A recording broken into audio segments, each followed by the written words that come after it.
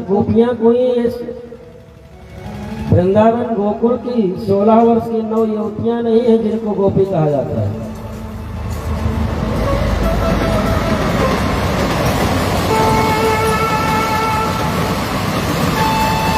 गोपी एक भाव होता है। 16 वर्ष की 9 युवतियों को गोपी नहीं कहते।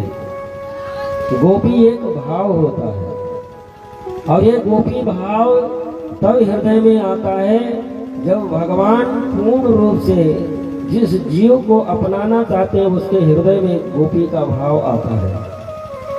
गोपी एक भाव है, वो भाव हम आप में भी आ जाए तो हम आप भी गोपी हैं। यदि भगवान कृपा कर दे, पूर्ण रूप से अपना ले तो हम आप ही गोपी हैं। लेकिन भगवान ऐसी कृपा तभी करते हैं जब जीव को पूर्ण रूप से अपनाना चाहते हैं, तब गोपी भाव हृदय में आता है। 16 वर्ष की 9 युवतियों से अर्थ मत लगा लेना कि वृंदावन की 16 वर्ष की 9 युवतियां गई भगवान से मिलने के लिए। और ये वृंदावन गोकुल में जो गोपियां हैं, ये गोपियां हैं कौन? गोपी कहते किसको है? गोविंद्रे कृष्ण रस पीवत इति गोपी। जो अपने 10 इंद्रियों के द्वारा कृष्ण रस का पान करे उसको गोपी कहते हैं। ये गोपी भाव कोई साधारण भाव नहीं होता है। जो 10 इंद्रियों के द्वारा केवल कृष्ण रस का ही पान करे, संसार को पूर्ण रूप से जो भूल जाए, आंखों से कृष्ण का ही दर्शन करना, 24 घंटा निरंतर मुख से कृष्ण नाम का ही उच्चारण निकलना, दूसरा शब्द न निकलना, हाथ कृष्ण के लिए ही हमेशा कृष्ण के लिए ही, भगवान के लिए ही कार्य करे, पैर हमेशा कृष्ण के लिए ही चले, अपनी जो 10 इंद्रियाएं हैं वो केवल कृष्ण के लिए ही जब कार्य करे तो उसको गोपी भाव कहते हैं। गोविंद्रिय कृष्ण रस पीवत इति गोपी।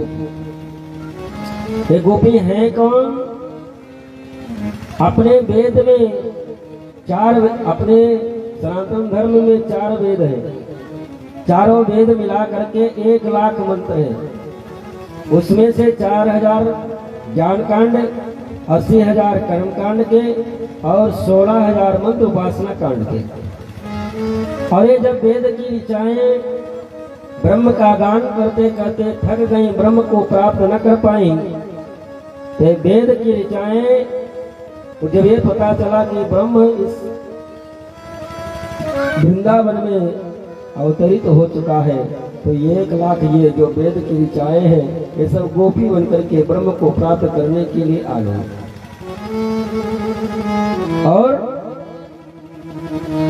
और कौन गोपी बन करके आए हैं? श्रुति रूपा। जो ये श्रुतियां हैं ये भी भगवान का गान करते करते थक गई, भगवान को प्राप्त न कर पाई, एक झलक प्राप्त न कर पाई, तो ये सब गोपी बन करके आ गए। श्रुति रूपा, मुनि रूपा।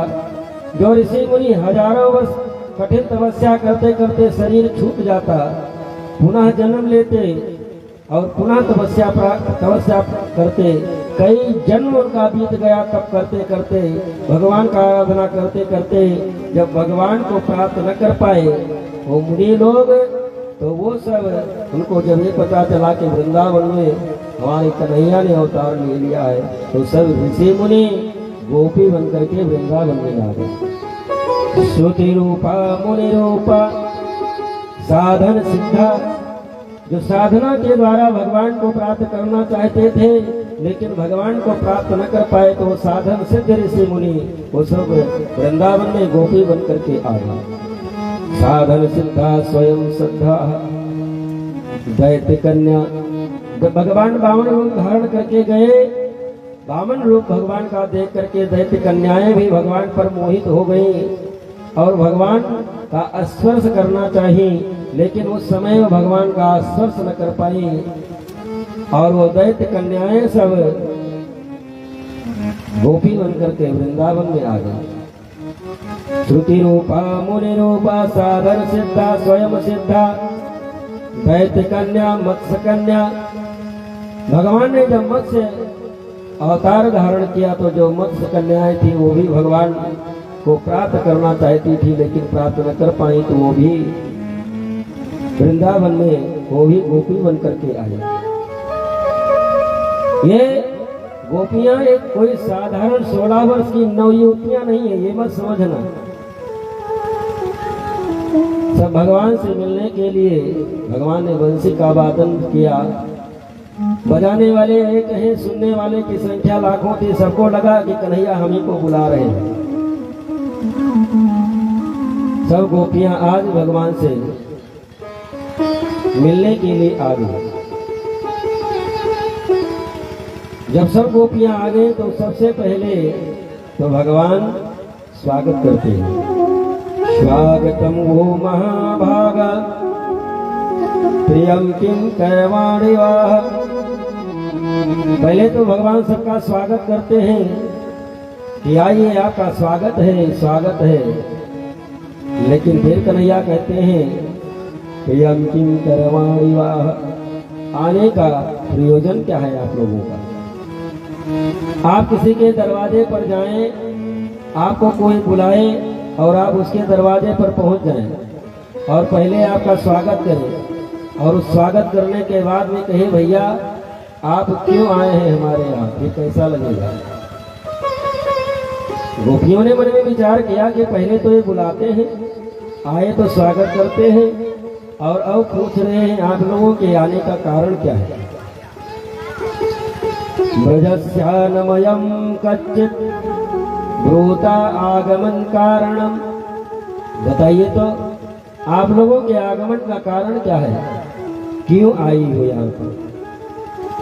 रजन्य ऐसा घोर रूपा, ये रात्रि का समय और रात्रि में, और वो भी घोर रात्रि, और उसमें ये घर से बाहर निकलना ये तुम लोगों के लिए ठीक नहीं है। रजन्य ऐसा घोर रूपा घोर सत्ता निषेविता, और प्रतियातम ब्रजम्नेहम अस्थेयम स्त्री विषुमध्यमा। स्त्रियों के लिए रात्रि में अकेले निकलना उचित नहीं है, और वैसे भी स्त्रियों को अकेले कभी चाहे दिन हो या रात हो अकेले निकलना भी नहीं चाहिए।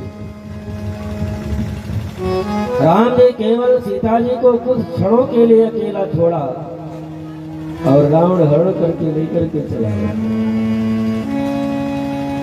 भगवान कहते हैं कि अकेले वैसे भी स्त्रियों को बाहर घर से निकलना नहीं चाहिए, और तुम लोग अकेले आई हो वो भी रात्रि में, ये उचित नहीं है। अच्छा आज शरद पूर्णिमा की रात्रि है, इसलिए यमुना जी के दर्शन करने और आनंद लेने के लिए आई हो। दृष्टम वनम कुसुमितम राकेश कर रंजितम। ठीक है, अब आप लोगों ने शरद पूर्णिमा की रात्रि का आनंद ले लिया, यमुना जी का दर्शन कर लिया, अब अपने अपने घर को आप लोग जाओ। गोपियां सब शांति पूर्वक सुन रही हैं, कन्हैया बोलते जा रहे हैं, गोपियां कुछ बोल नहीं रही है। भगवान कहते हैं कि देवी गोपियों, आप लोग अपने पति को छोड़ करके आई हो, तो तुम लोगों ने उचित नहीं किया, क्योंकि पति कैसा भी हो उसका परित्याग करना सबसे बड़ा अपराध है। दूशीलो दुर्भगो वृद्धो जड़ो रोग घनो पिवा। पति कैसा भी हो, यदि मान लीजिए वो दरिद्र हो गया हो और दुर्भाग्यवश उसकी धन संपत्ति सब कुछ नष्ट हो गई हो, रोग के कारण वो वृद्ध हो गया हो, रोग के कारण उसकी मंद बुद्धि हो गई हो, जड़ बुद्धि हो गई हो, रोगी हो गया हो, और उसकी धन संपत्ति समाप्त हो गई हो, ऐसे भी पति का परित्याग करना ये बहुत बड़ा अपराध है। तुम लोग अपने पति के बिना आज्ञा के आई हो रात्रि में, तुम लोगों को तो नरक जाना पड़ेगा। भगवान गोपियों को समझा रहे हैं, उपदेश दे रहे हैं कि एक पत्नी के लिए उसका पति ही सर्वस्व होता है। एक पत्नी के लिए उसका पति ही सर्वस्व होता है। भर्ता देव, यदि पति है तो उसको किसी देवता की पूजा करने की आवश्यकता नहीं है, क्योंकि उसके पति के चरणों में ही सभी देव समाहित रहते हैं। भर्ता देव, यदि उसको कोई व्रत अनुष्ठान पूजा पाठ करने की आवश्यकता नहीं है, यदि वो अपने पति के चरणों की सेवा करती है तो। भर्ता देव गुरुर भर्ता, और पति जब तक जीवित है उसको गुरु करने की आवश्यकता नहीं है, अपने पति को ही गुरु मान करके उसके चरणों की सेवा करे। भर्ता देव गुरुर भर्ता, और धर्म तीर्थ, जब तक पति है तब तक उसको कहीं तीर्थ यात्रा करने की जरूरत नहीं है। अपने पति के चरणों की सेवा करते हुए सभी तीर्थों का फल अपने पति के चरणों की सेवा करके वो प्राप्त कर सकती है। और व्रतानिचा, कोई भी व्रत अनुष्ठान उसको करने की आवश्यकता नहीं है यदि वो अपने पति की सेवा कर रही है। और भगवान कहते हैं कि यदि स्त्रियों को कोई धर्म, व्रत, पूजा पाठ या कोई तीर्थ यात्रा या कोई धार्मिक कार्य करना है, और यदि वो अपने पति के आज्ञा के बिना करती है, तो उसका वो किया कराया सब धर्म कर्म सब निष्फल हो जाता है। उसको कुछ भी यदि करना है, व्रत करना है, अनुष्ठान करना है, कहीं तीर्थ यात्रा जाना है, कोई दान करना है, तो सबसे पहले अपने पति से आज्ञा ले, और यदि वो आज्ञा देते हैं करने के लिए, तब जब वो व्रत अनुष्ठान पूजा पाठ करती है तब उसको उसका फल मिलेगा। भगवान कहते हैं कि देवियों, तस्मात् सर्वं परित्यज्य पतिमि एकम समर्चयेत्। एक स्त्री के लिए उसका पति ही सर्वस्व है। उसके पति अपने पति की सेवा करती है यदि, तो उसको धर्म, व्रत, पूजा पाठ, गुरु और देव की पूजा करने की कोई जरूरत नहीं है। यदि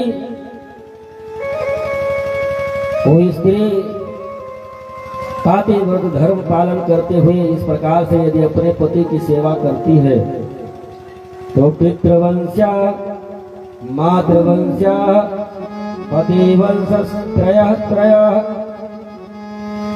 यदि पातिव्रत धर्म का पालन करते हुए अपने पति की सेवा करती है, तो उसके पिता के वंश के 3 पीढ़ी और अब उसके माता के भी वंश की 3 पीढ़ियां और पति के भी वंश की 3 पीढ़ियां यदि वो नरक में गए हैं तो वो भी स्वर्ग में चले जाएंगे, उनकी सदगति हो जाएगी। पितृवंश्याः मातृवंश्याः पतिवंशस्य त्रयः पतिव्रतायां पुण्येन स्वर्गे सौख्यानि भुञ्जेत्। भगवान कहते हैं कि पातिव्रत धर्म का पालन जो स्त्री करती है, तो पति का किया हुआ जितना भी सत्कर्म होता है पत्नी को आधा वैसे ही मिल जाता है। उसको करने की क्या जरूरत है। पति कोई भी सत्कार करता है, सत्धर्म करता है, पूजा पाठ करता है, कोई धार्मिक अनुष्ठान करता है, तो सारे धर्मों का आधा हिस्सा पत्नी को तो वैसे ही मिल जाता है, क्योंकि उसको धर्म पत्नी कहा गया है। धर्म पत्नी कहा गया है, इसलिए जो भी पति धर्म करता है उसमें से आधा तो उसको मिल ही जाता है। कोई ऐसा नहीं करता कि हमारी ये अधर्म पत्नी है। धर्म में तो उसका आधा बंटवारा होता है, आधा उसको मिलेगा, लेकिन यदि आप पाप करते हैं तो पूरा पूरा आपको भोगना पड़ेगा।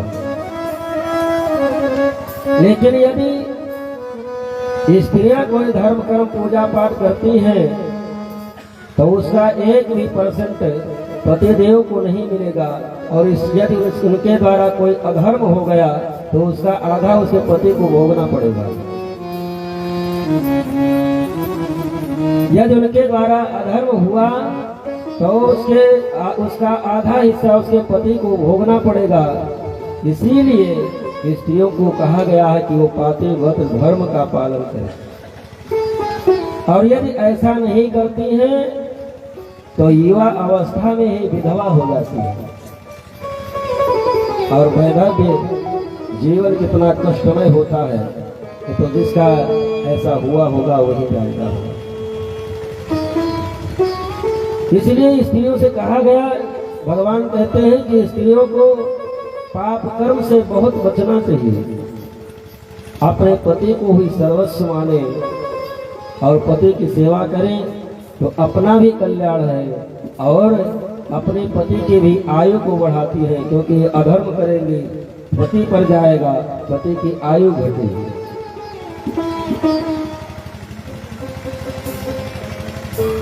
भगवान एक उदाहरण देकर के गोपियों को समझाने का प्रयास करते हैं। भगवान एक उदाहरण देते हैं कि एक ब्राह्मण थे और सुबह चले गए खेत में काम करने के लिए, वापस लौट करके दोपहर में आए, गर्मी का समय था। उसकी पत्नी बड़ी पतिव्रता थी, अपने पति को बढ़िया ठंडा ठंडा पानी ला करके पिलाई और वो बैठ गए और बगल में बैठे और जंघे पर अपना सर रख करके लेट गए और वो पंखा झलने लगी।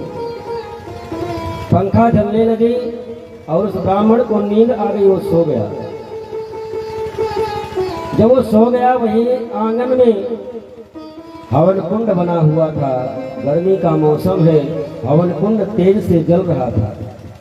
हवन कुंड प्रज्वलित हो रहा था। छोटा सा बालक 2-3 वर्ष का और उसे हवन कुंड के पास में खेलता खेलता बालक आ गया, उसी के पास में खेलने लगा।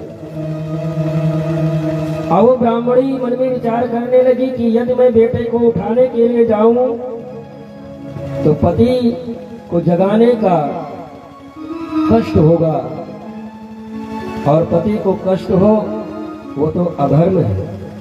पति को जागने का कष्ट होगा, ये अधर्म है। और वो ब्राह्मणी बेटे को उठाने के लिए नहीं गई और वो बेटा खेलते खेलते कुछ क्षणों के बाद में उसी अग्नि कुंड में गिर गया। 1-2 घंटा बीता, पति की आंख खुली तो उठ करके जब बैठे और ब्राह्मणी जब जा करके देखती है तो बालक उसी जलते हुए हवन कुंड में खेल रहा है और हाथ से उस बालक को बाहर निकाल लेती है। कन्हैया कहते हैं गोपियों पातिव्रत धर्म का यह प्रभाव है कि अग्नि भी उसके लिए शीतल हो जाता है। उस ब्राह्मणी का बालक प्रज्वलित अग्नि में खेलता रहा, उसके ऊपर अग्नि का कोई प्रभाव न पड़ा। इस प्रकार से गोपियों को जब कन्हैया ने समझाया तो गोपियों ने मुस्कुरा करके कन्हैया से कहा, कन्हैया कि आप जो उपदेश दिए, जो ज्ञान दिए, ये मैं भी जानती हूँ, क्योंकि ये गोपियाँ कोई साधारण गोपी तो है नहीं, सब ऋषि मुनि वेद पुराण शास्त्र की सब ऋचाएं ही हैं। उन्होंने कहा कि धर्म अधर्म का ज्ञान हमें भी है, वो मैं भी जानती हूँ, लेकिन कन्हैया एक कथा मैं भी सुनाऊं।